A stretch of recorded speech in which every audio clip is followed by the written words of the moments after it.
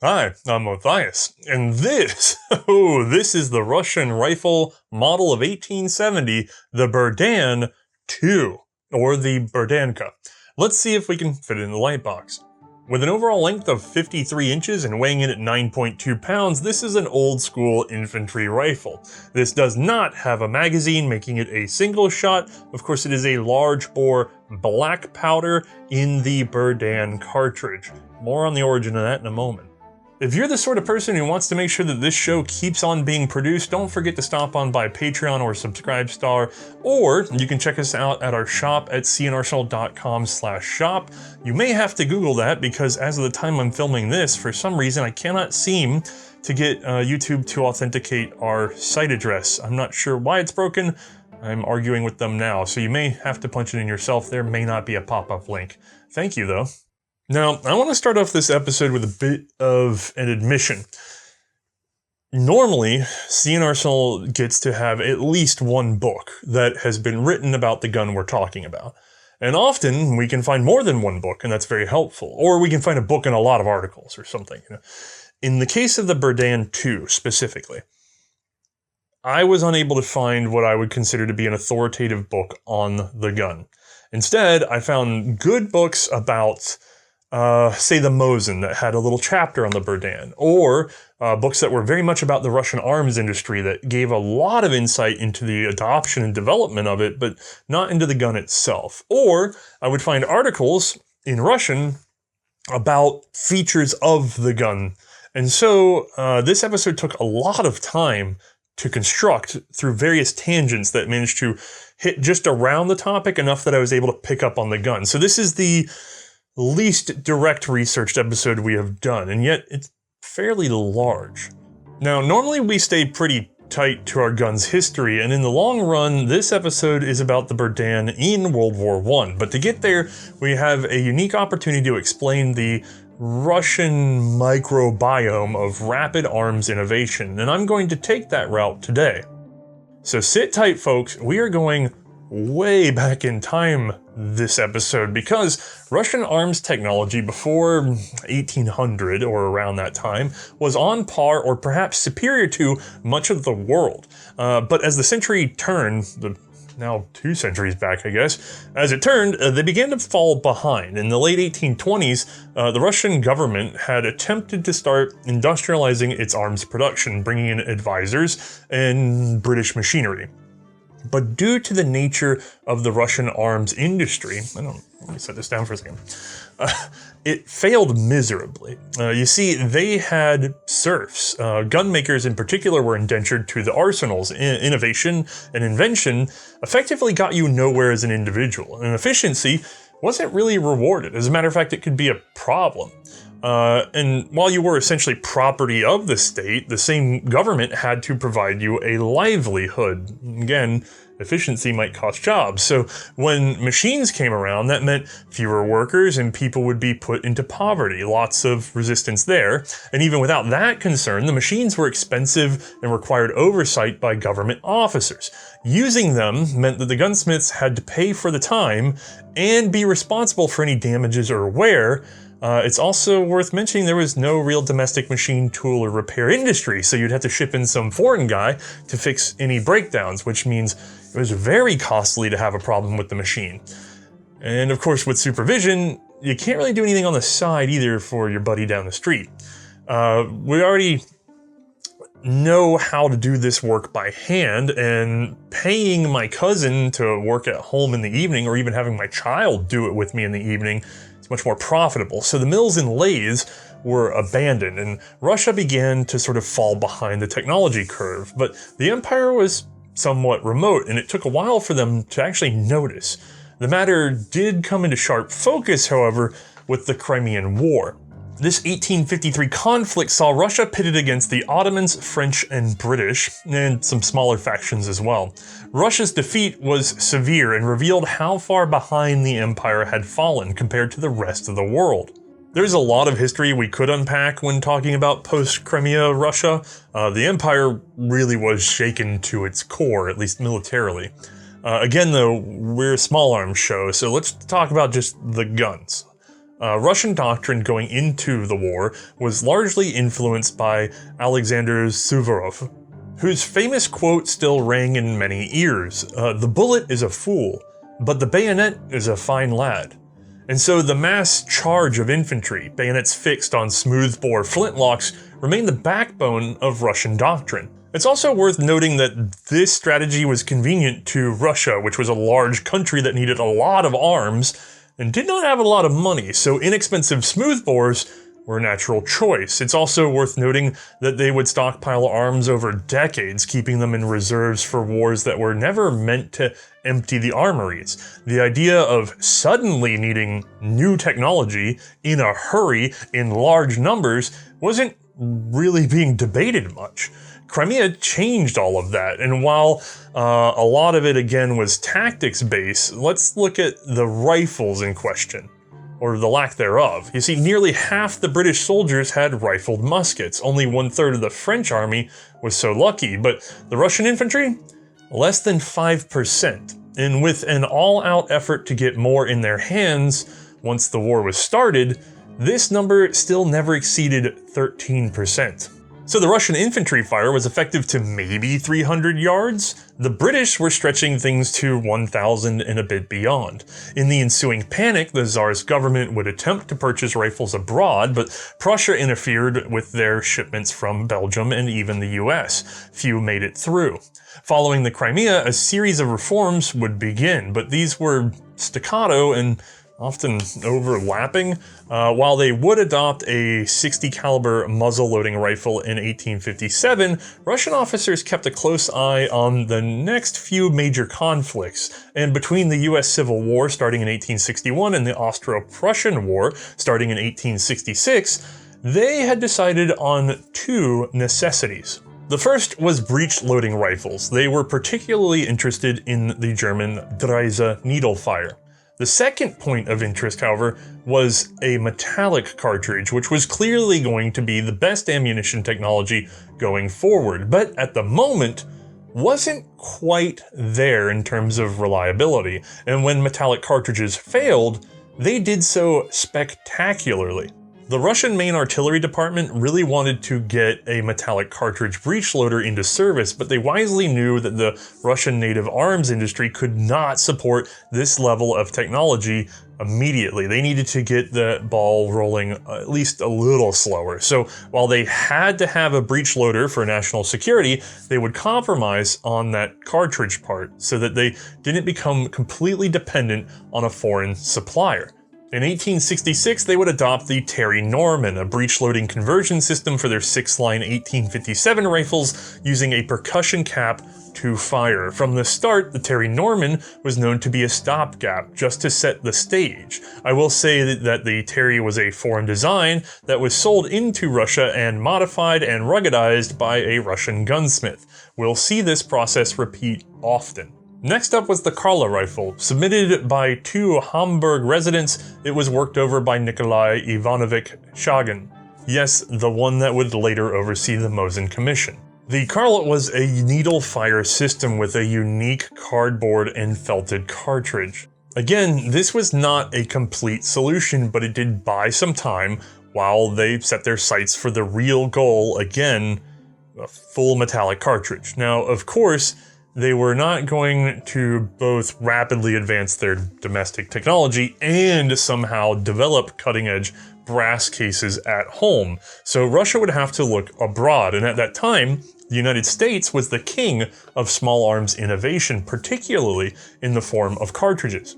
So Russia sent over Alexander Pavlovich Gorlov. Born in 1830, he would attend the Mikhailovsky Artillery Academy. Graduating in 1848, he joined the Guards Horse Artillery as a second lieutenant. From here, he became involved in gun carriages and recoiling artillery.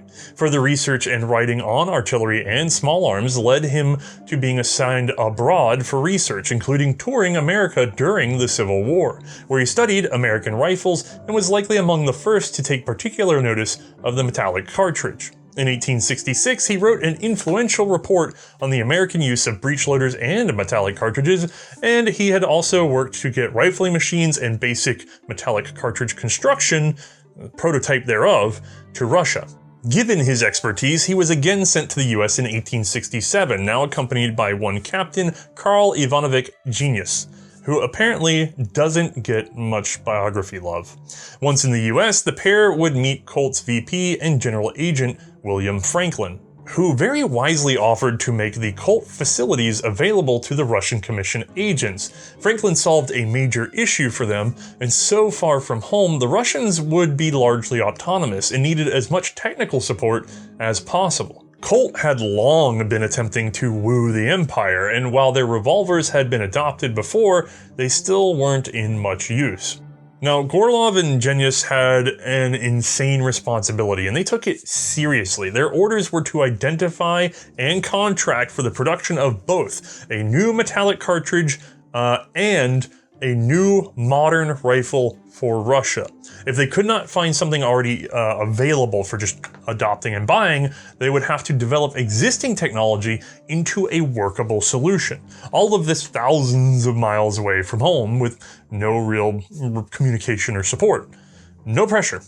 So they would begin attending every firearms trial and demonstration that they could find, and as a list of rifles and cartridges began to pile up, they noticed that each had some clear flaws of some sort.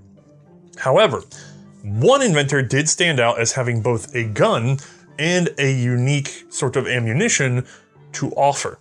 This was Hiram Berdan. Oh boy, this is another one of those historical figures that could take up a year of episodes, but let's hit the high notes. Hiram Berdan was born in Phelps, New York in September of 1824. At the age of 6, his family would move to a wilderness farm community in Michigan, what is now Plymouth. Growing up outdoors, he would excel at both sports and marksmanship, constantly toting his rifle with him into the woods. He would leave the family farm in the late 1840s, pursuing a career in engineering.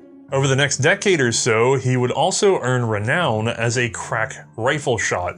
Working at a threshing machine shop, he developed his own design, obtained a patent that he would then use to move to Chicago and begin manufacturing. During the gold rush, Hiram Berdan actually patented a gold quartz crushing machine, which he sold apparently for a small fortune.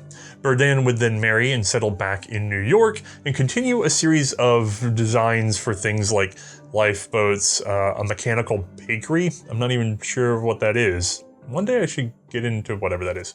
Now, this is all fairly common history for a US arms designer, but things got a bit stranger with the onset of the US Civil War.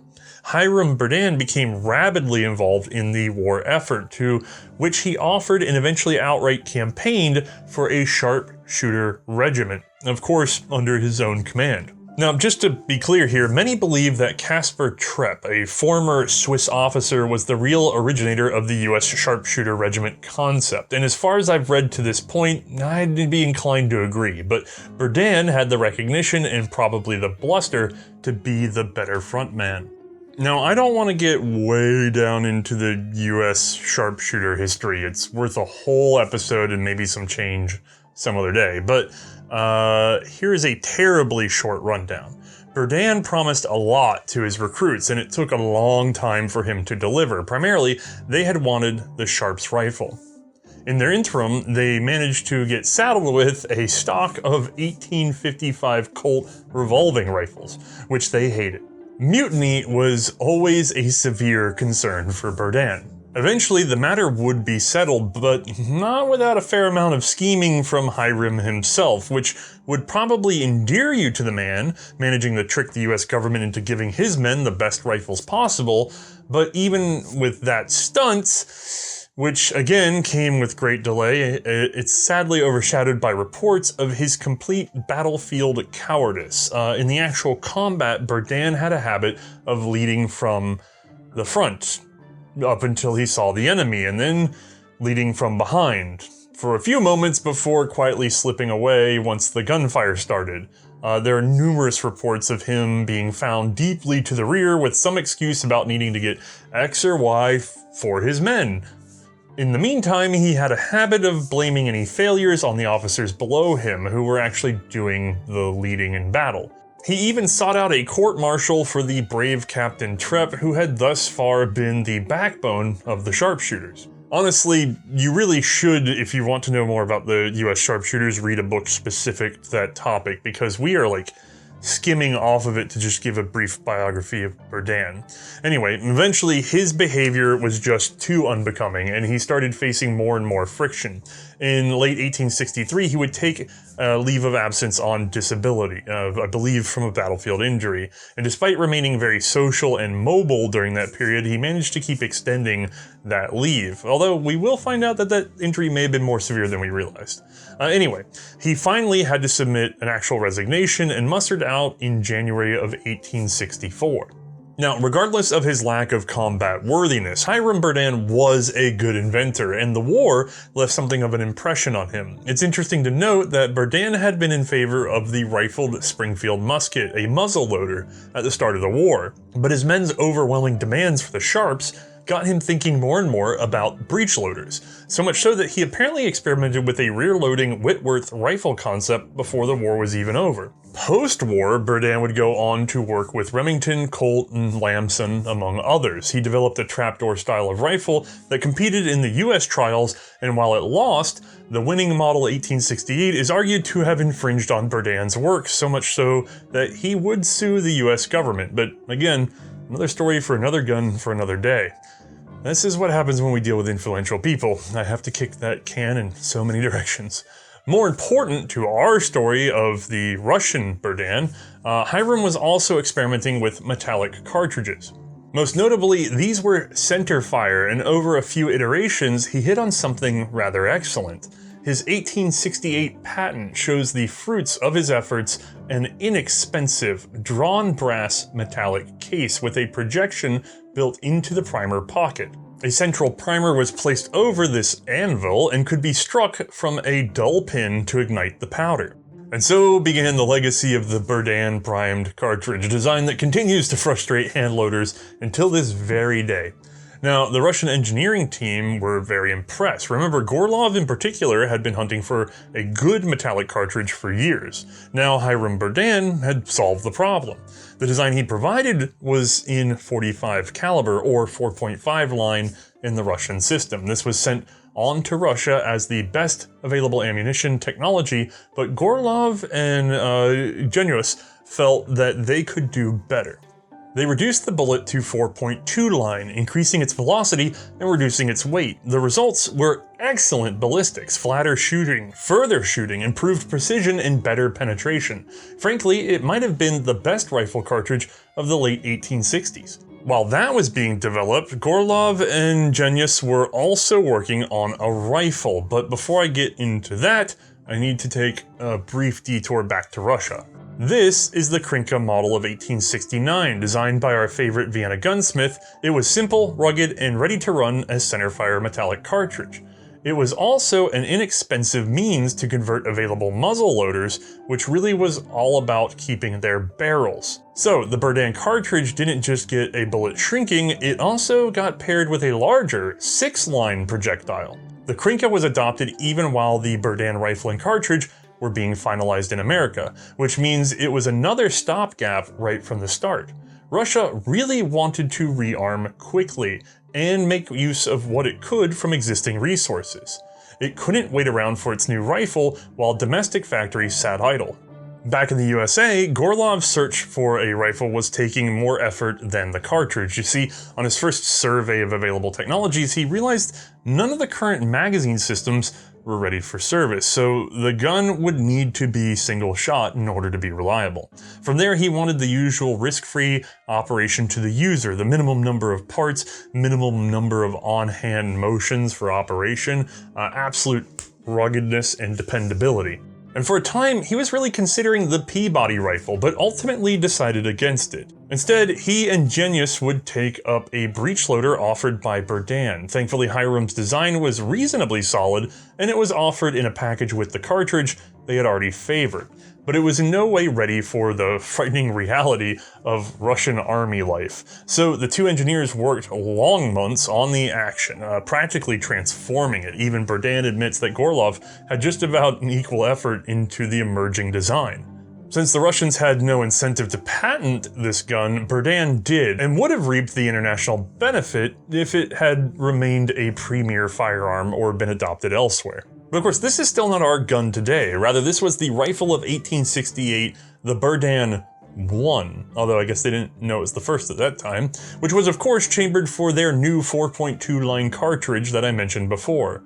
The Berdan 1 was approved by the Armory Commission in October of 1869, and this was Colt's big payday.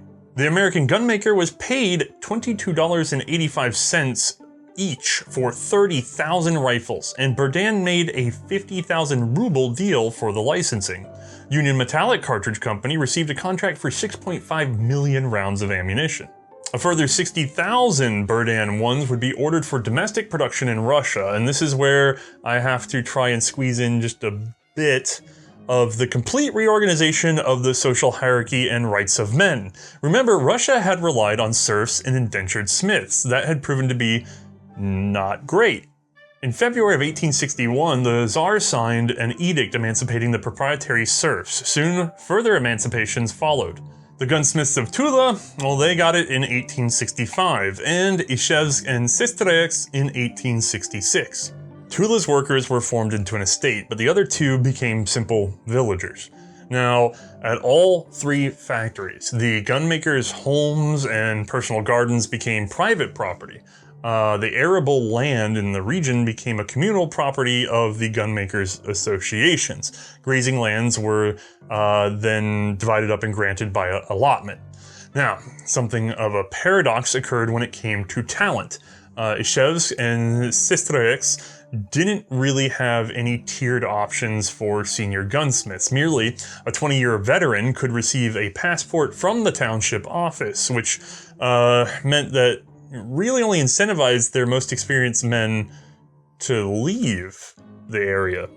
Tula's senior workers received exemptions from taxes and conscription for a 6-year period following their emancipation. This meant that they were actually incentivized to stay at their arsenal. However, as the new rifles entered production and new machine tools were being set up, Tula would actually lag behind for a number of years. And one of the major reasons was the embedded old-timers who fought the changes. There's actually a lot more that I can say here, but I'm gonna hold on to it in case we ever get a hold of one of those crinker rifles. There's all sorts of weirdness, like private leases of the factories to the officers in charge and how that both worked and failed depending on a number of factors. The short story, however, is that the Russian small arms committees had a lot to do in order to overhaul the practically ancient systems in place. So, in review, not only did they have to deal with semi-privatization, emancipation of the gunmakers, and the adoption of like 4 new rifles, actually 5. The Navy adopted the Baranov in all of this. 5 breech loaders adopted by a nation barely rifling their muzzle loaders, and all of this done in just 3 years. They also had to start domestic manufacture of metallic cartridge ammunition and make the whole thing efficient, manageable, and affordable for a rather impoverished, gigantic nation. Seriously, this might be the most ambitious and potentially schizophrenic arms procurement program I have ever seen in the course of researching this show, especially when the country is not engaged in active warfare at the time. And still push, it's wild. All right, so all of that is our groundwork for what happens next, which is actually, sadly, the most opaque part of the whole story. You see, Hiram had continued working on his bolt-action designs alongside of the Berdan 1, and instead of having a flip-up trapdoor breech, this guy rotated, but it still had a separate hammer and fairly standard lockwork back when the Russians were adopting their rifle. However, he would soon simplify this design into a striker-fired bolt action that looks a lot like what we're accustomed to today. Honestly, it's something much more along the lines of the French 1866 chassepot, although without the need for a rubber obturator and of course not using a central needle.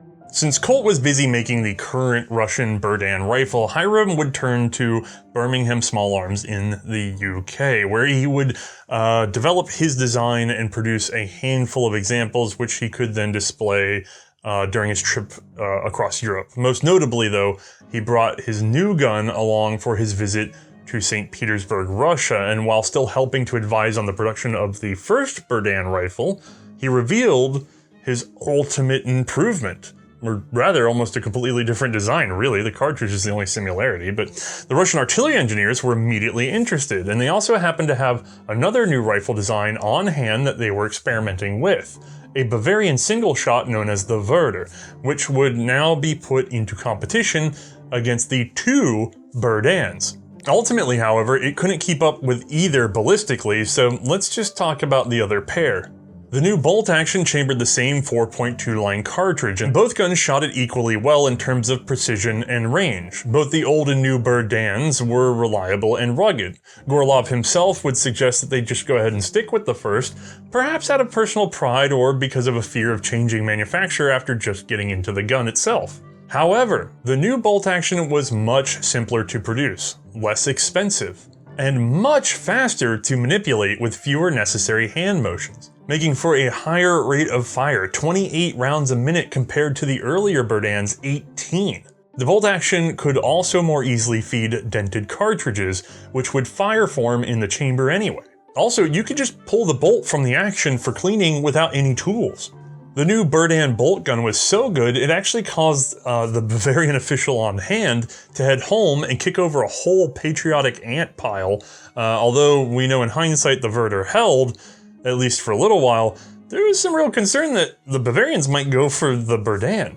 Now, of course, the gun needed Russifications, so a team of engineers, Colonels Notbeck, Shagrin, oh god, I'm terrible with Russian, Davidov, Captain Mironov, and Lieutenant Litanov, all took part in making minor changes, though this time the core mechanism was largely unchanged, which means despite some 14 minor improvements, the Berdan II, or model of 1870, was much more deserving of the name Berdan. That's this gun right here. Now, no further contracts were let out for the Berdan I of 1868, so Colt would be disappointed. Instead, BSA would receive orders for the new 1870, and while there would be some very minor tweaking, the final dimension changes, just get it into production, get it all lined up, get it, even across here, and then we go to make it at home. I think it's safe to say that we now know enough about this gun's history to get a look at what it actually is in closer detail. Alright, we have a long infantry rifle. Oh god, I'm trying not to knock over everything in the room. Yeah, we made it to the front. Okay, let's start all the way back at the rear though and work our way forward in terms of stocking at least. So, metal butt plate, nice slight curve to it. We've got a straight wrist stock and, some good old acceptance marks on the wood. There's also a hole here, and you're gonna see that same hole all the way up here in the forestock. Now, I've noticed that these guys tend to exist on rifles that came out of Ethiopia, but I don't believe this one ever did. I'm not entirely sure who put these here. The Berdan saw service with a number of different countries, and photos from World War I of Russian soldiers don't seem to have any indication of this particular change in what appears to be a way of slinging the rifle. This is not original to Russian service though, so don't worry about where the woodpecker was. Now, if I come on back, we'll talk about the action in a moment, but our actual lower sling swivel, which is much more of a parade style, it's right here in front of the trigger guard, and the fact that this is in sort of a parade position is very Russian, as we'll see from their tactics. Now, if I bring her on back in such a way that I don't smash everything, we've got our lower barrel band, and of course, where our cleaning/clearing rod is set up right there, and continues all the way forward with this not hand-guarded, fully stocked forestock to the forward barrel band with the upper swivel, again, in a very high fashion. Now, on this particular band, you're gonna see a little point. More on him in just a second as I keep going forward. There's our actual rod that you would be able to unthread and remove. Our front sight, which is driftable for adjustment, but not on the fly. No sight protector. And then we have a little lug for holding on to our bayonet. I believe this may have been either a later edition or a reinforcement. I'm having a hard time with my sources on these. Again, no one's done a direct book on these Berdans that I have access to. Now initially the Berdan 2's bayonet was basically the same triangular socket bayonet from the Berdan 1, set directly under the barrel where it best benefits precision shooting for breech loading rifles. In muzzleloaders, you'd set it to the side so it wasn't in your way for loading the gun. For some unknown reason, it was changed back over to side mounting for no particular utility, now with a large quadrangular spike. These were issued without sheaths as they were to remain fixed on the rifles. Now the core of this thing is a bolt action rifle, a cock on close one. So we'll open her up. As we close the bolt, it's gonna snag on the sear. Sorry, this is awkward. And then that's all spring tension, turn, and boom, we're home.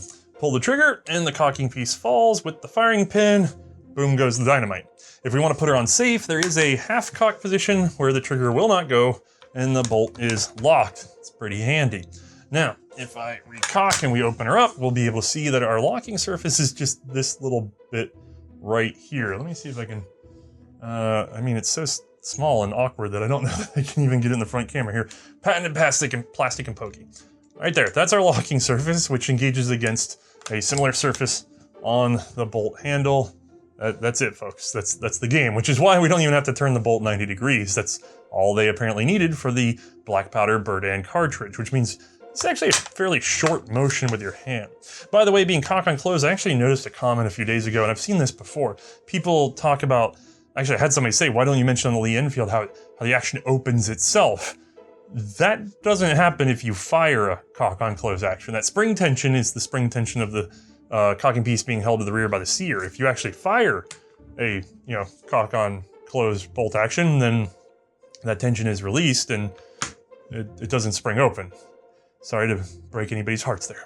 Now, if I want to, say, remove the bolt and take a closer look at it, I have a distinct advantage over earlier Russian designs in that all I have to do is find any sort of pokey, proddy tool, maybe a bullet tip or something. And let me see if I can get this where you guys can see it down in here. It's just a little bit of metal right there.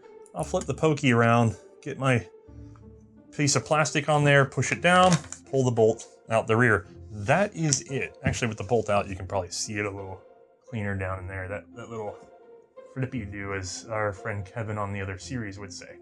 Now, the bolt is actually more complicated than it probably needs to be, but it's still fairly easy to understand. I'm not going to disassemble this any further. You guys can take a look at it in the animation in just a second, but we do have a yep, that's our cocking piece being held back, driving forward. You'll notice, in particular, that the firing pin cannot quite clear. It can't quite clear the bolt face until you actually give it room to by having the bolt body and handle turned opposite. Or in this case, I guess the bolt body is the handle and then the cocking piece is this huge piece back here, but you get the idea. If they're in this particular alignment, it can't fall all the way down. You cannot have an out of battery detonation, which is excellent safety. You'll notice there is some mechanism going back on here that again has to do with out of battery rotation. See it more clearly in the animation. And it's of particular interest that we do have a separate bolt face, which is probably a big aid in terms of fitting for headspace. Now this is a rim cartridge, so we're headspacing off the rim and that makes it a lot more agreeable. It's a better gas check on such a simple gun, but you still have to have adjustments. And separate bolt face means it's a lot less to change out if that ever wears or if you want to refit it, so pretty cool. Also unique to this particular gun is the fact that this bolt handle is a separate piece that is then, I believe, square cut and towed in there and then pinned and ground off, if I am correct in terms of construction. Regardless, it's set in there with a tang. In front of this is a channel for a linear recoil spring that then presses down on the extractor in a very unique way that I have not seen before. Again, way easier to see in our animation than it is for me to take this whole thing apart. On the bolt handle itself though, this short space in which you have to root it, I suspect is why it's not very long and therefore the gun doesn't have a lot of leverage to it. However, since you're not turning a full 90 degrees, maybe that's not so critical. There's also sort of a weird thing with primary extraction on these because the cartridge doesn't have full case head support when you go in to the gun. There's a little bit of a bevel in front of the rim that is there for the extractor. You might see it in the shooting footage, you probably see it a little bit in our animation, but regardless, this gun has some bizarre behaviors in terms of how we're fitted up against the chamber. It's not as sealed or as tight as you would expect because it's relying on the rim of the cartridge. Okay, anyway, I keep skipping around, but this shallow handle is probably why this is a short yoke or stretch. It may be that because of the being accustomed to this length of bolt handle, that might be the reason why the later Mosin also has a short bolt handle. We actually had this question come up in a Q&A, and this was my speculation. I'm not sure, it just seems kind of likely if you're used to a shorter bolt handle, especially at not a 90-degree angle, you're really not going to want to have one sticking all the way out after decades of never having to deal with that. Again, my 2 cents, not actually an expert opinion. Now, the bolt handle being out is great for being able to clean this rifle more efficiently, which is also great when you don't have the most literate troops. You don't want them pounding on anything or having to keep track of screws or screwdrivers. You just pop the bolt out, hopefully don't lose that, and then run your cleaning rod through this. Pretty good. While I do have the gun in front of you, I just want to go ahead and reassemble this and show you that on some of them, when they're worn out, I think on the nicer ones it doesn't quite, it'll usually favor holding together in the correct orientation out of battery, but on this one it's struggling a bit, so it wants to do this. It wants to just be slightly off kilter. Don't force it, don't fight it, just get her lined up just right, get her in there, and then if you're struggling right here like I am, you might want to really just back her off and realign and come at it again until you find the sweet spot. I see so many people that get mostly in there and it sticks and they kind of freak out and bang on it and tear stuff up. Just, it'll go, all right? If it's clean, it'll go. You just gotta find that alignment. It's kind of an old Berdan issue. I'll be lucky if all my joints are that smooth when I'm this age. Now, I believe, yeah, that should have us pretty much wrapped up for now, except for looking at the sights, which I don't really want to get deep into because these were not on the original 1870. At least not this particular accessory here, which I'll discuss in a moment, and the leaf would have been graduated differently, probably not as far back as well. I'll explain why as we get into sort of the tactics of this gun. All right, let's get a look inside this thing. Being a single-shot rifle, you'll notice there is no magazine. Instead, we'll drop in our rounds one at a time. As we close the bolt, the cocking piece snags on the sear and is held to the rear. This sear here, which shares a flat spring with the trigger and is tipped by the trigger in order to drop the cocking piece. Despite being cock on close, the separate bolt head also serves to cam the firing pin back slightly when we open the bolt. This is accomplished thanks to the matching slope surfaces on the firing pin and the bolt head. Unlike most rifles, the overhead extractor on the Berdan is not a spring unto itself. Instead, it is pressed forward by a coil spring, which presses its angled upper surface into a vertical screw, which in turn causes it to bias its claw downward. Bolting forward, the extractor snaps over the cartridge rim and therefore pulls the case out when the bolt is retracted. The ejector shares a hinge point with the sear, but has its own flat spring. In addition to help flip out the spent case, it also serves as a bolt stop, which is why we pressed it down to remove the bolt.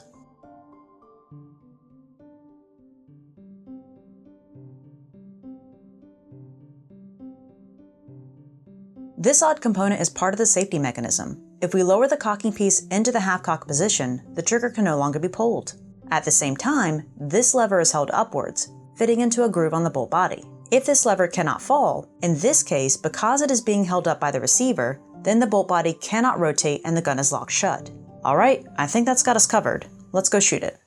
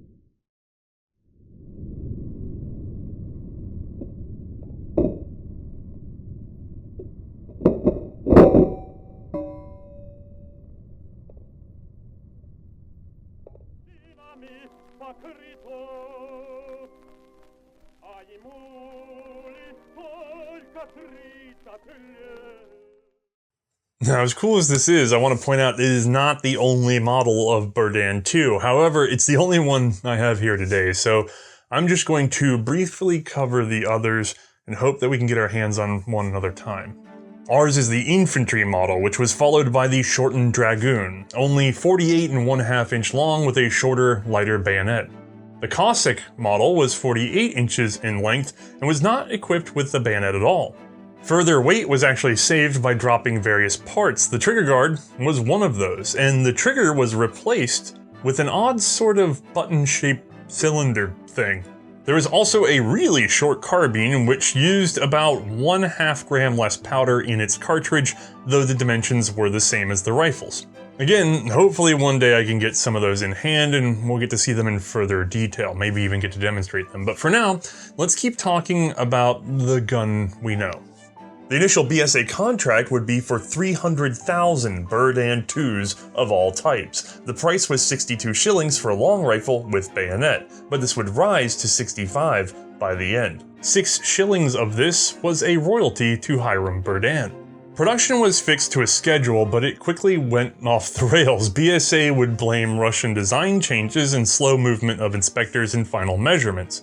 Russia, for their part, was extremely unhappy with the British manufacturing quality. Their artillery inspectors noted that the American-made Berdan 1s were much more uniform and used many more machine operations, whereas Britain was using a lot of hand fitting. In the end, the final pattern was accepted in February of 1871, the same month when they were supposed to have completed the first 30,000 rifles. So Russia would flex their options. Since domestic production was already beginning to move, they reduced the contract to just the 30,000 initial production, 1/10 of the original contract. This nearly bankrupted BSA, and their recovery is another story altogether.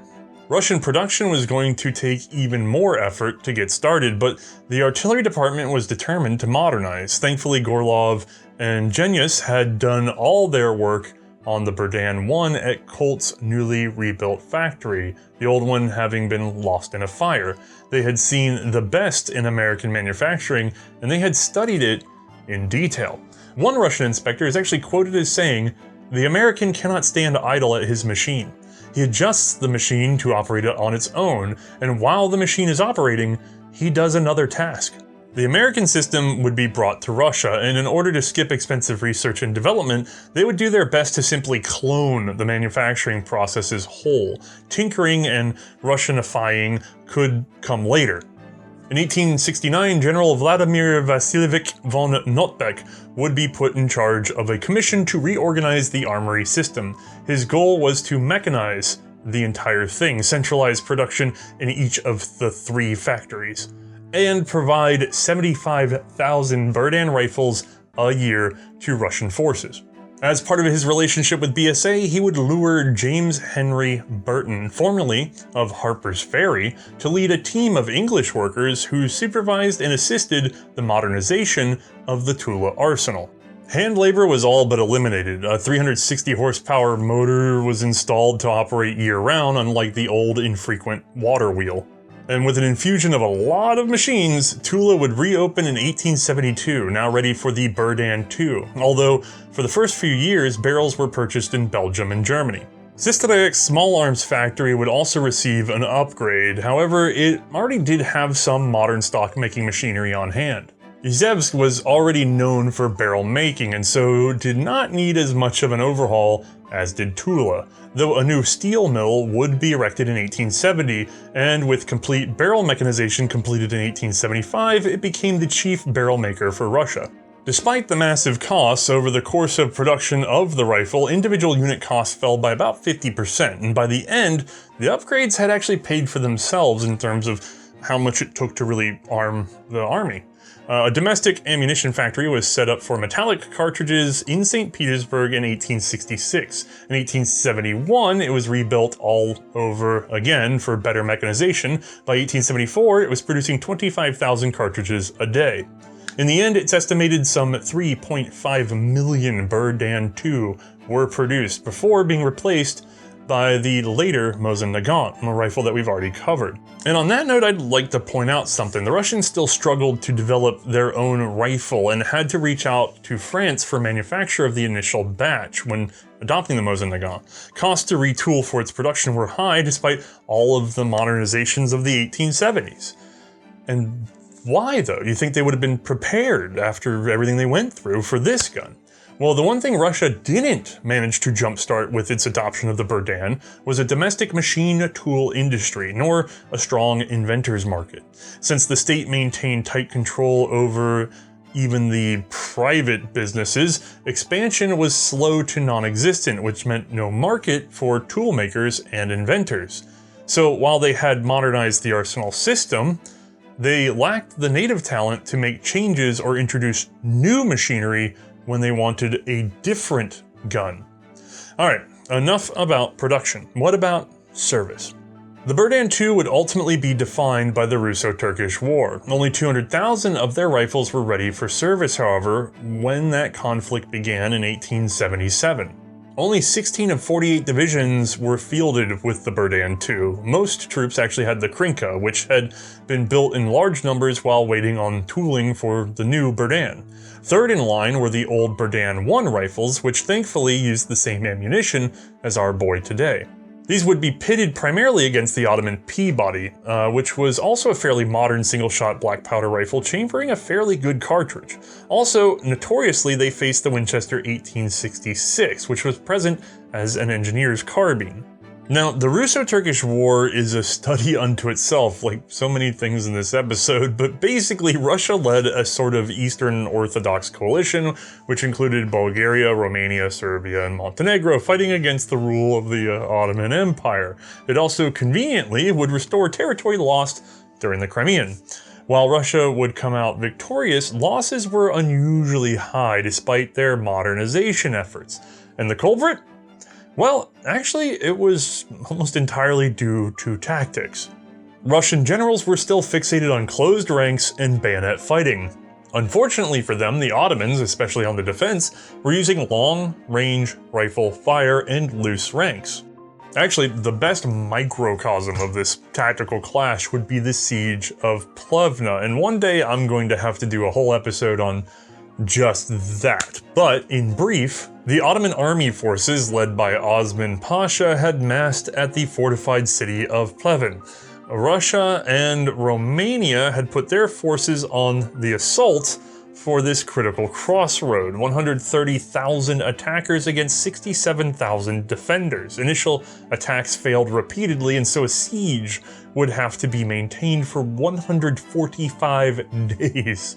More than 50,000 Russian-led lives would be lost to just 10,000 Ottomans. The victory was Pyrrhic and spawned a number of military reforms across the world. Most notably, the Russian officers would lean on the Ottomans having those repeaters, starting a story that the Peabody would be used at long range, while the repeating Winchester lever actions were held back to stop any breakthroughs with short-range rapid fire. This narrative was written in French and therefore spread throughout Europe. Meanwhile, Osman Pasha attributed his victory to poor Russian tactics, grouping men and attempting bayonet warfare. He makes no real mention of the repeaters at all. What both sides admitted, however, was that the Ottoman Peabodies won out against the ranged Krinka rifles. Actually, the Russian Krinkas really earned a poor reputation. Extraction was terrible and the guns often jammed. The Berdan II, however, was universally loved, reliable and accurate, inspired great confidence. However, it still fell literally short. And this is interesting. Despite the Berdan cartridge being every bit as good as the Ottoman Peabody, if not actually inherently more precise at long range, the Russians had only graduated the rear sight ladder to 1,500 arshin, just about 1,067 meters. The Ottoman rifles, well, they could be dialed to 1,300 meters, and they used that little extra range for landing volleys on the closely knit Russians before they could return fire. Moreover, the Ottoman defenders had carefully ranged the land beforehand, and the riflemen knew what settings to use on their rear sights, and each was given a proper sector of fire. And so, the Russian infantry charges were withered considerably each time. In its big debut, the Berdan rifle fell flat, but only for lack of proper respect from its owners. One Russian tactician would actually later opine, "With all the foresight of a chicken, we did not recognize our Berdans for being the pearls that they were." Alright, I promised to discuss the rear sight, and now we're doing that, because this is the volley that they added. So, as I just told you, they bumped this guy all the way up to 2,200 arshins from the previous, I believe, 1,500, if memory serves.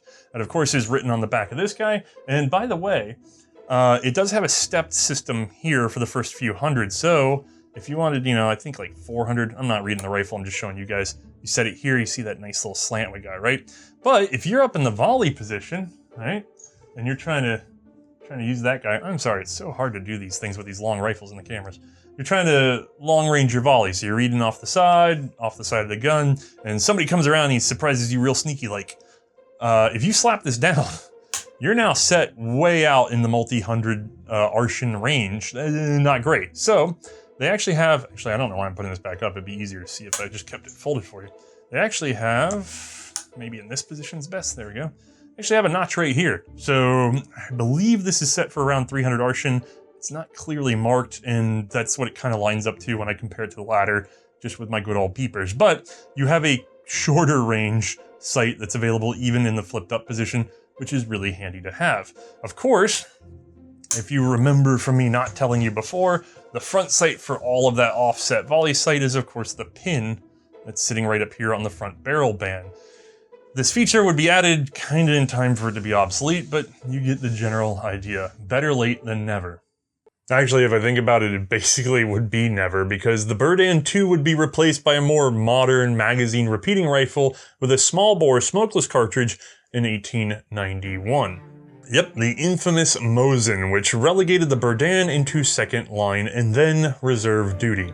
And as yet another century turned, the Berdan became less and less important, especially at a time when, single shot, long range volley fire was really starting to die off.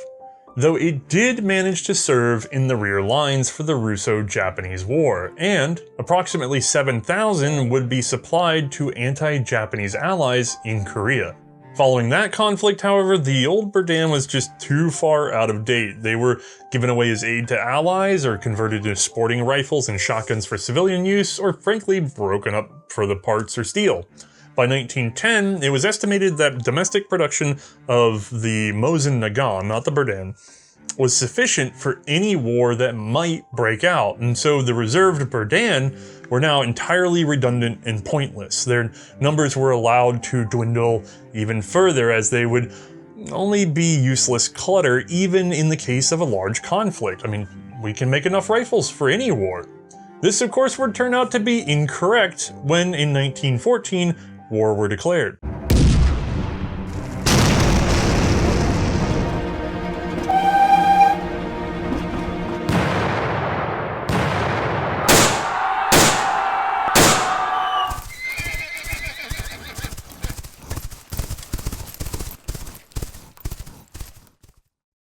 That's right, as we know, Russia would have to field a record number of men, and we've heard the old adage that rifles became more valuable than gold. But those once millions of Berdans? Apparently there were only 363,000 or so of all variations in available inventory, and although they may have been able to pull more from regional police and other native forces. These were, of course, quickly inspected and refurbished and put to work. At first, just on the rear line duties, guarding bridges, railways, warehouses, the usual thing that we'd see from, say, like, the French use of the rolling block, right? But soon, they were put on the second lines, just off the front, and with more losses, they ended up in combat. For one example, during the defense of the Novogeorgivsk fortress, nearly half of the soldiers were unarmed. 1/3 of those that were armed had the Berdan too. Now eventually the supplies of rifles would somewhat stabilize, and the Berdan would begin moving back to reserve-only duty in early 1916. However, Russia would not be the only country to field this particular single-shot long rifle. Bulgaria had purchased 105,000 infantry rifles plus 3,000 dragoons from 1883 through 1889, and another 25,000 rifles had been gifted before the Great War. Montenegro received 30,000 Berdan II rifles and 500 dragoons as a gift in 1894. Also in the 1890s, Serbia was given 75,000 Berdans. They became the official rifle of their 3rd Ban reserves. Ethiopia was given 30,000 just before the First Italo-Ethiopian War. And once World War I started, captured Berdan were also used by Austria-Hungary, Germany, and the Ottomans in their reserves or various versions of Landstrom battalions. Post-war, Finland would inherit a number of Berdan rifles and would likely be the last country to field them, as they were in the hands of an infantry regiment in December of 1939 fighting in North Suomussalmi. Okay, we're making it there, folks, one step at a time. So how good was the Berdan II rifle? Well, we know it was rugged. We know it was reliable. We know it was actually fairly well loved by the Russians. And while it was a black powder cartridge, for a time it was among the most advanced in the world and remained an accurate shooter for many, many years. There were a few issues though. First, that disassembly method for the bolt meant a little bit of a problem for the cavalry, as sometimes, when bouncing along just right, this guy could get loose and goodbye. Not something you want to have to go digging through the grass for in a fight. There was an attempt to fix this in 1876, but the Russo-Turkish War interrupted the effort, and it was later abandoned. Apparently it wasn't that big of a deal. Like the later Norwegian Krag, the Berdan also tended to shoot poorly with wet ammunition. And the striker springs, they were known to be a little weak or to wear out easily, resulting in light strikes on primers. And the ejectors tended to break, but that's actually sort of normal for a lot of these old single shots. There were, of course, attempts to fit magazines to the Berdan, and quite a few prototypes abound, but there was no official adoption of a repeating Berdan. There were several attempts to convert the Berdan to the 7.62 smokeless cartridge. The most notable created a set of forward locking lugs and installed a new barrel, almost a new rifle really. Apparently these were produced in Belgium to the tune of perhaps up to 3,000 or so. However, I have not been able to track down what I would consider to be an authoritative source on this particular topic. I have seen rumors of somewhere between 40 and 200,000 more being made, but even at the 40,000 level, I would suspect that we would see more of these than we do today, which is almost none. 3,000 is probably the most I believe in at the moment. Returning to our inventors, Hiram Berdan was awarded a brevet grade of Brigadier General of Volunteers in February of 1869. This was from his Civil War service. His trip to Russia, also in 1869, where he helped work at Tula and introduce the Berdan II, would be extended significantly. In 1872, he would suffer a hemorrhage of an old wound, which apparently limited his travel, though he's noted as visiting Turkey, Switzerland, and Prussia. Primarily, however, it appears his main residence was St. Petersburg, where he continued to invent and market his creations in the United Kingdom in particular. Actually, he had a pretty cool range finder, some timed artillery shells, and a torpedo and torpedo boat. Hiram would return to the US in 1886. At home, he would attend reunions of the Sharpshooters, and it's noted that he was regularly in pain from injury or illness. He would die of heart disease while visiting the Metropolitan Club in Washington, D.C. on March 31st of 1893. Returning to Alexander Gorlov, in 1872 the Russian Artillery Department would declare the rifle program a success, and Colonel Gorlov would be promoted to Major General. In 1880 he was promoted again to Lieutenant General. Continuing to modernize Russian arms making, in 1882 he became the Inspector of Domestic Arsenals, though he would retire in 1886 for poor health. He would later die in 1905, although I'm actually unsure of the cause. Now, Gorlov didn't just see the Berdan cartridge and first Berdan rifle into service, he would also bring back the Smith & Wesson No. 3 revolver, which we've actually already seen in our series. In addition to that, he also brought Russia the Gatling gun. Thanks to his work on that particular project, his name was actually found on the guns themselves, which caused Russian soldiers to nickname the Maxim the Gorlovka, which is actually a really rad way to be remembered, honestly. I really need an Othaiska. It's going to be a terrible Celtic, isn't it? Anyway, that's about all I got, but hopefully it was enough to satisfy. Just in case, however, let's go get Mae's opinion on shooting the Berdanka.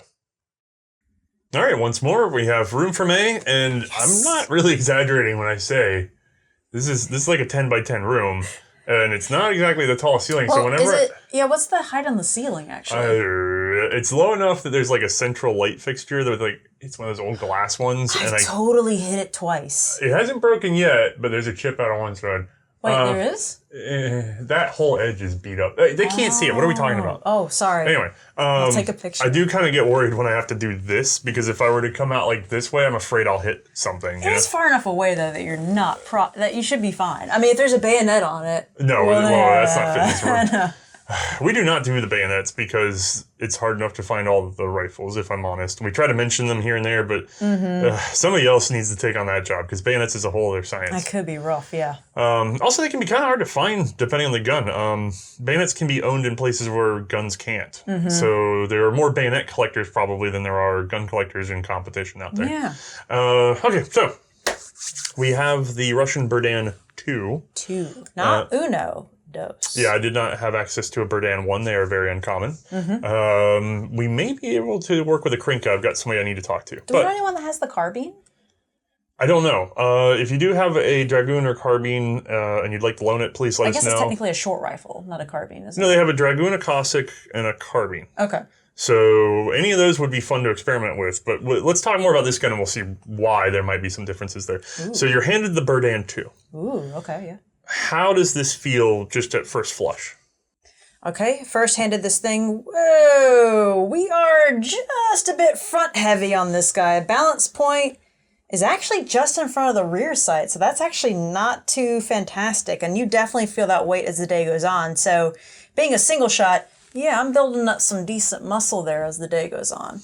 Would you say it's better or worse than any of the others? Because we've handled like the Mauser 71, the Comblane. We haven't filmed it yet, but you've handled Martinis before. Block. Yeah, that's true. Oh yeah, the rolling block. In terms of weight, is this really radically different from any of those? You know, I'm trying to think about it, and honestly, I don't think it's that radically different, especially with the Martini Henry and the Comblane. I want to say it's pretty comparable to those two. The Mauser 71, I'm trying to remember, it might have been slightly lighter than this guy. I doubt it. I think, if anything, the rolling block might have a little bit more balance and delicacy to it, but like, this feels bog standard for a single shot when you just first grab it. Oh yeah, it's pretty straightforward there. Now, what else is going on? Because this is a bolt action. We've only seen, I think, only one other bolt action single shot. I think just the Mauser. No, the 71, then we shot something else, didn't we? There was a bolt action single shot? I don't think. We shot a rolling block single shot. We shot a Comblane where you flip it forward. We've shot, we haven't shot the Martini yet, but you've shot them before. Was it the 7184? Yeah, but that's a magazine gun. Oh yeah, okay, never mind. Sorry, I'm stupid. Yeah, so, and then by the way, this is still before the Mauser 1871, barely, but it is. It's a very, very early bolt action rifle, especially for large military adoption. So how does it feel as a bolt action rifle? Well, it is different in that, well, it's not different in that it's a bolt action. So obviously, bolt open, pull back, throw a round in, close her up. not too unusual there. What is unusual is this bolt, because not only is it really incredibly short, so I'm like, oh god, I don't have a lot of room to grip there, but also on top of that, it's at this weird, 45-degree angle, I want to say? Yeah, it's nowhere near 90. No, actually, it might even be shorter than 45. I'm not sure, but like, it's at a crazy, bizarre space that I'm just not expecting as the shooter. It's definitely unusual for a bolt action feeling. Now, do you see, when you're working it kind of quickly, do you notice that? Or are you like, eh? Yeah, no, I absolutely do, where I'm like, oh, no, that's not all the way down. Oh, no, it's totally all the way. It makes me nervous as the shooter that it stops where it does, because I'm like, that's not a lot of room like left to travel for it to just pop over or wiggle out. Yeah, if that action decided to blow itself open, there's not a lot for it to have to do to get all the way open. I just don't like that. Yeah, it's a little weird. And then on top of that, like, I know we'll talk about it more, but like, it's also in your sight picture. Like, it's kind of weird. Right. But yeah, no, that. What else? Other weird things.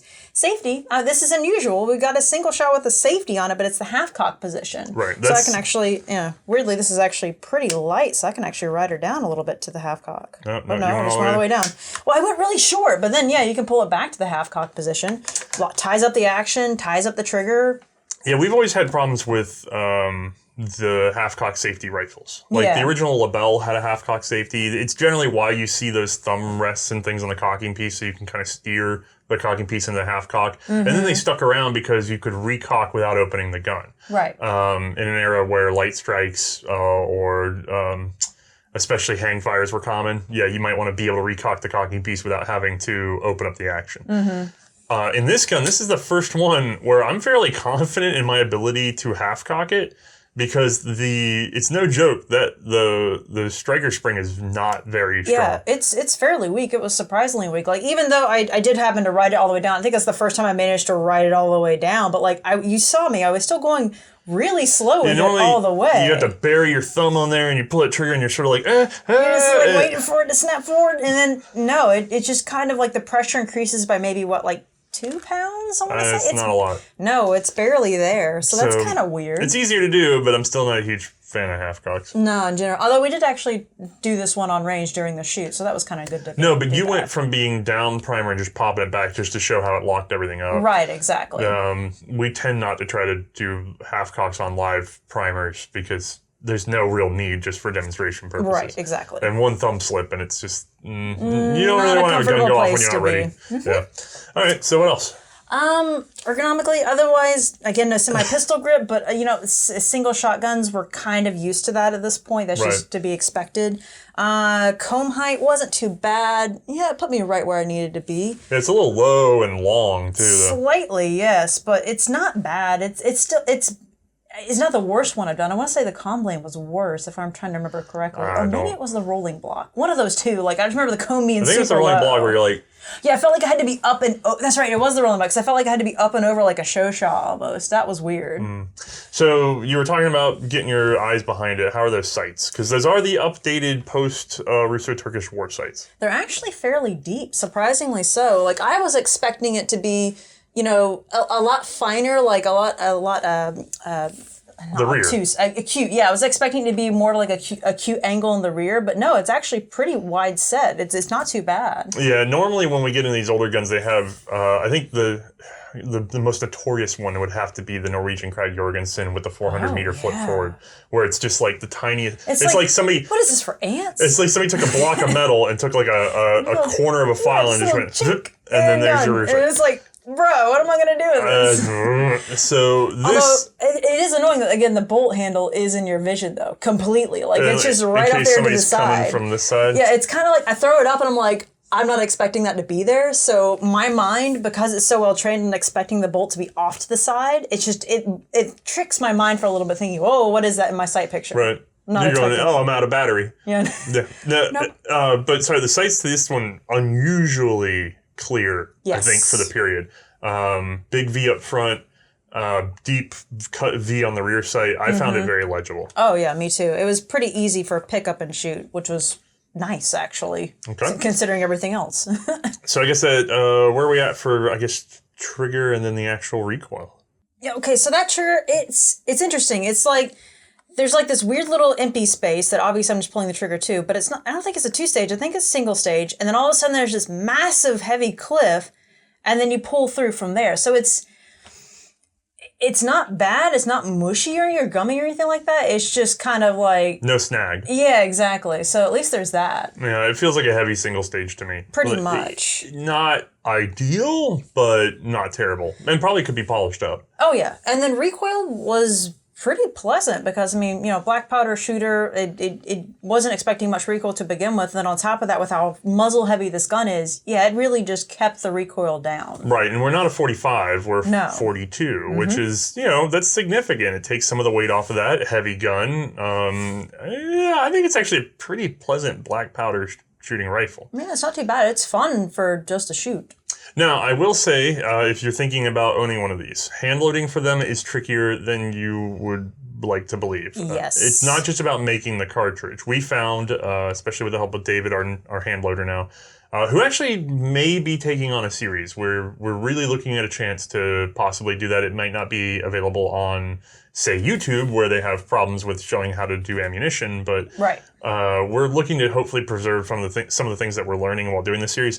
But if you happen to be a Berdan owner and you're worried about ammunition, they tend to extract terribly. They won't extract if you have regular rimmed ammo that's just flat on the rim. We were experiencing some serious issues with the first Berdan 2 that we tried with this. Right. So what we ended up doing is taking a closer look at the original ammunition, and you'll notice that on the original ammunition, instead of being a squared up rim, it's very round, both at the front and the rear. Yeah. And that front roundness counts for a lot. So when we went back and chucked up the cases in a mini lathe and cut a little bit of a bevel on the front edge of the rim, that gave this gun enough room for the extractor to drop in, because it's not what you think of as a normal rifle. There's actually the upper quarter, maybe a third, an upper third of that rim is kind of unsupported. Not even unsupported, it's supported by the bolt face. Yeah, it's just exposed? Yes, you can see it clearly. And where you can see it is actually the path for the extractor, which is also... To kind of just get that enough space to clip it. Right, which is also probably why you have only a 45-degree turn on this gun. If you made this a 90-degree turn, you would then have to expose a full... there's half no of way. the case.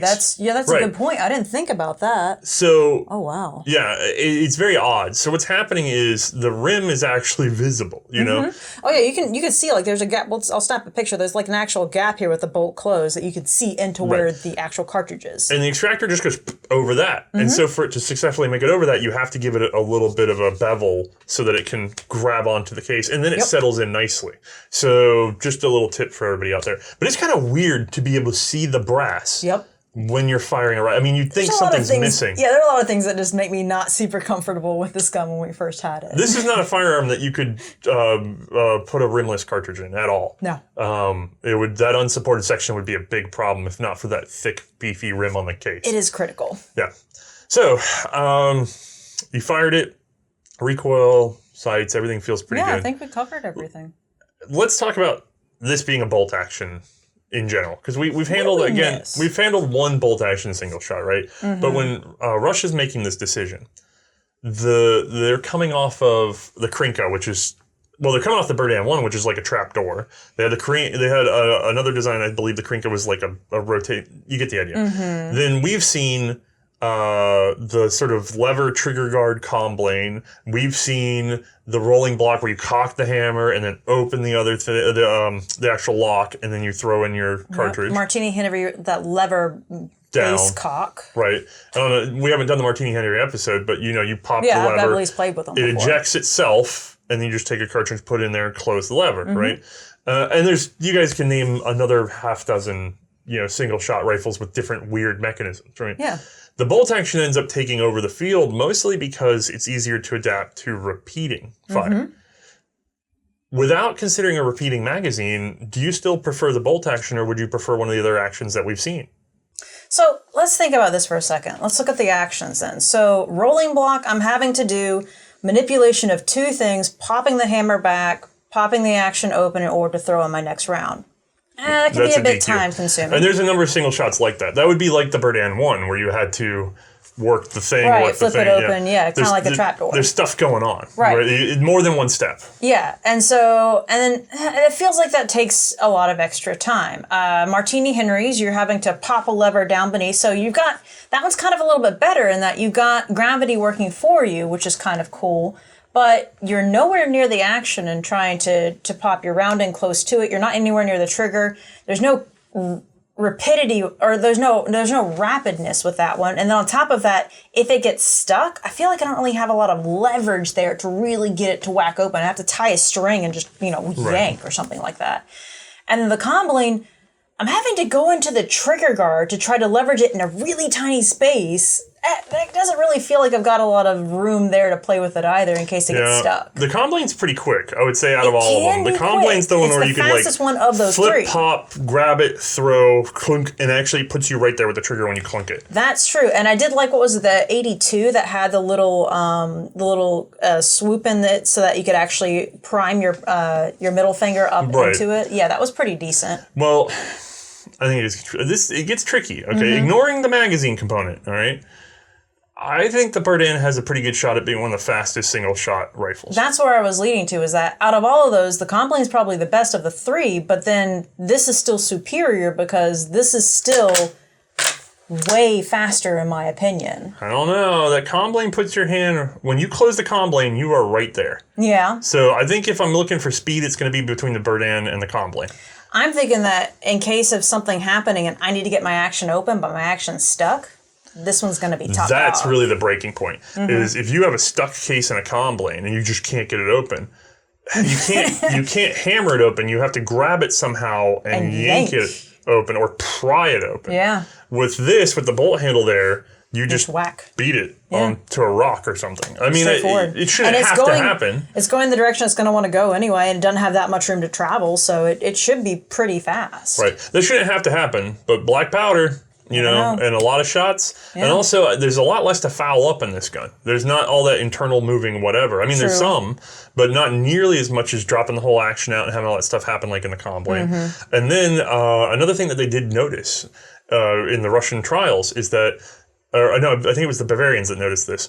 When you have something like, especially the Martini or the Werder, which are, you have your breech, and then you have your breech block, and the breech block pivots like this, right? Right. And so the breech block drops down, and then you can put rounds in there, and then you pop it up, right? The problem with that is you have to put the round in there, okay? You have no extra mechanical leverage for inserting the round. So if you have a cartridge that's gotten bent, right? Right. It's not necessarily useless, it's just got a big dent in the case. Right. You have to then use your big thumb and push that all the way in there. And once you fire it, it'll fire form and you're good to go.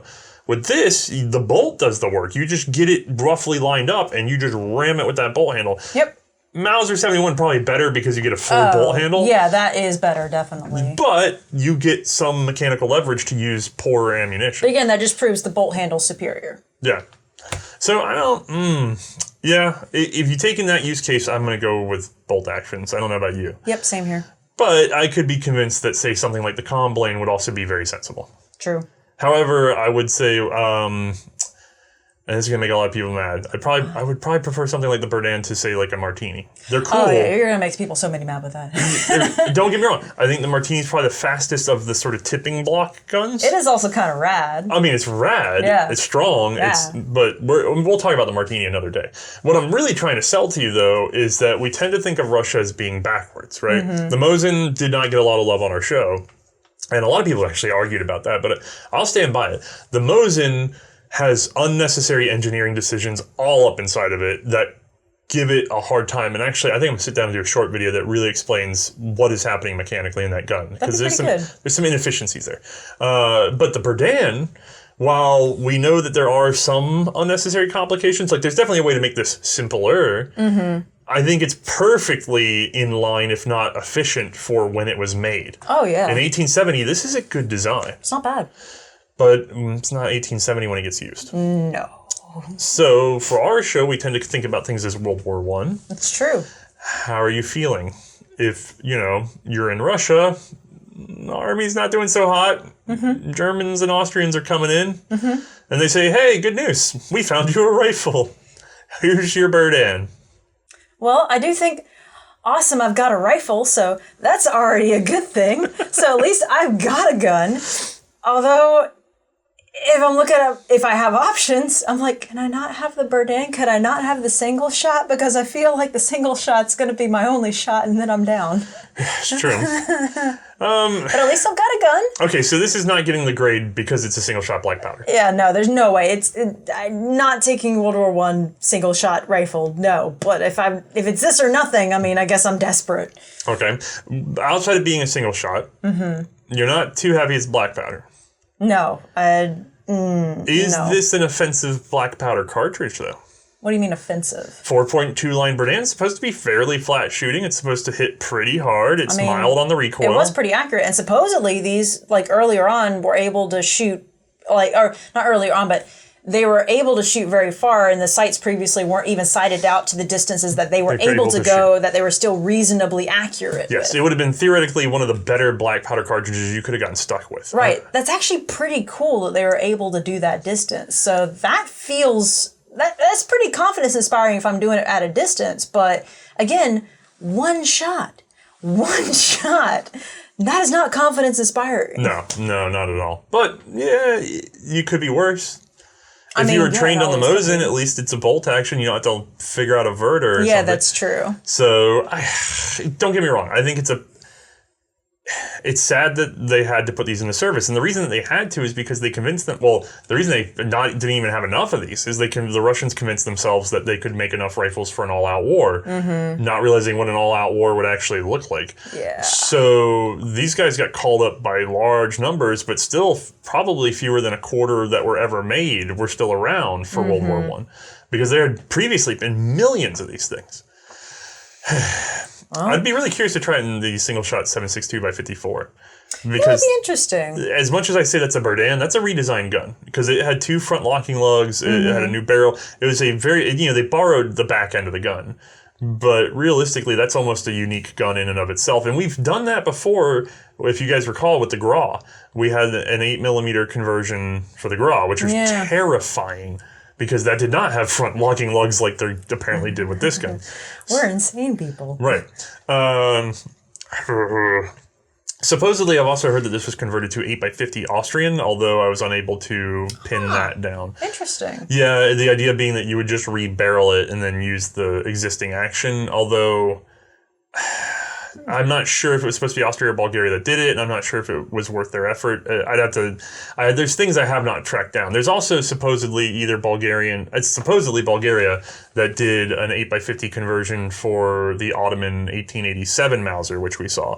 And there's a lot of people that say that this is definitely a Bulgarian carbine that's out there, short rifle. But again, I haven't been able to prove it, so I haven't been able to make an episode specifically on that. So do you think that potentially if you're able to uncover more Berdan information, there might be another Berdan episode in the future? I think we have, despite how much this episode covered, I think we have a lot of room to talk about the Krinka, the Berdan 1. We have room to talk about the carbines and dragoons of the Berdan.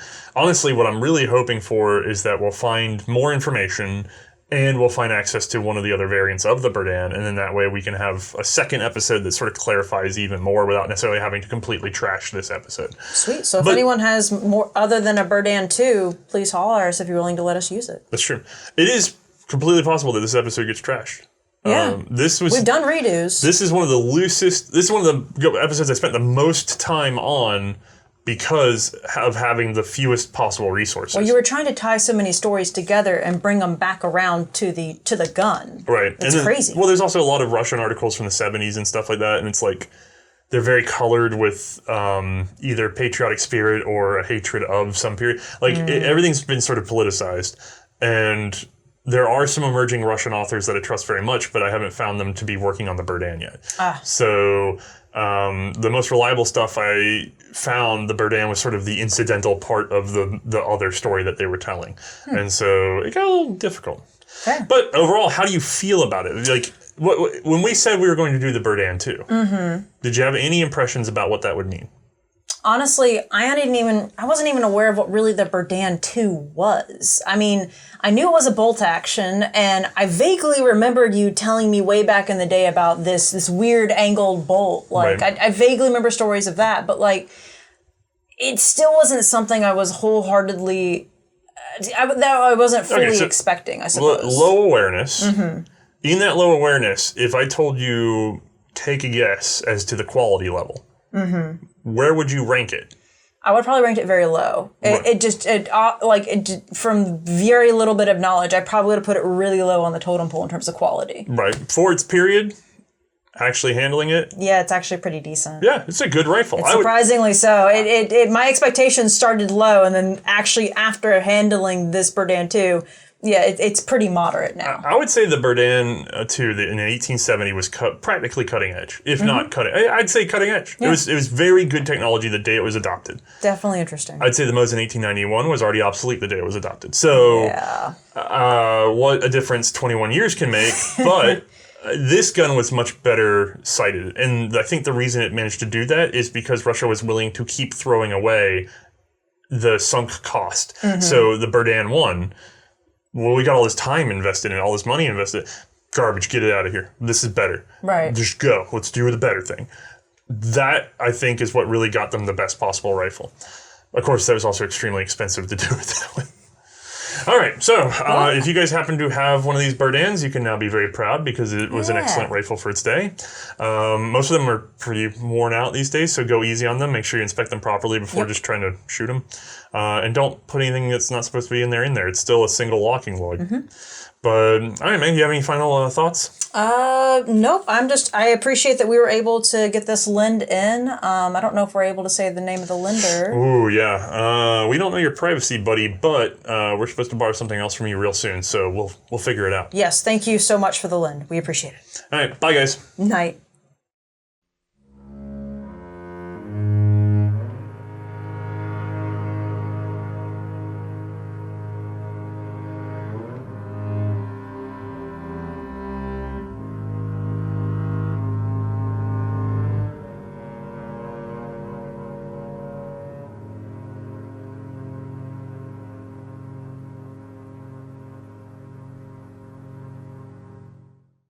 Alright gang, I want to level with you. We are having a terrible 2021, and it's not for the reasons you would expect. As a matter of fact, it's just random breakages or other incidents that have cost us quite a large sum of cash in essentially maintenance costs.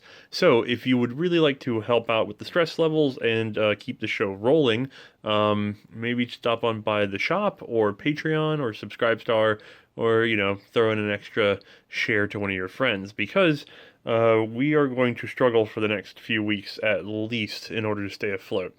After that, hopefully things will look up. Basically, if things stop catching fire, we'll be okay. It's just a lot of stuff caught fire all at once. All right, have a good one.